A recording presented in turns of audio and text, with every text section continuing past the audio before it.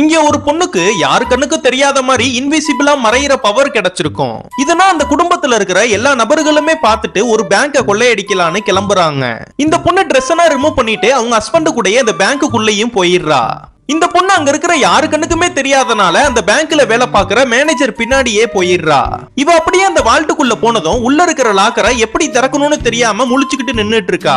அப்பதான் அந்த பேங்க்ல வேலை செய்யற ஒரு ஆபீசரு காசெல்லாம் டெபாசிட் பண்றதுக்காக அந்த லாக்கர் கிட்ட போய் பாஸ்வேர்டுனா போட்டு ஓபன் பண்ணிட்டு இருக்காரு. இந்த பொண்ணு அதை சாதகமா பயன்படுத்திக்கிட்டு அவரு போடுற பாஸ்வேர்டனா இவளும் நோட் பண்ணி வச்சுக்கிறா. இந்த பொண்ணு ரொம்ப கிட்டக்க இருக்கிறனால அவருக்கு யாரோ பக்கத்துல நிக்கிற மாதிரியே தோணுது.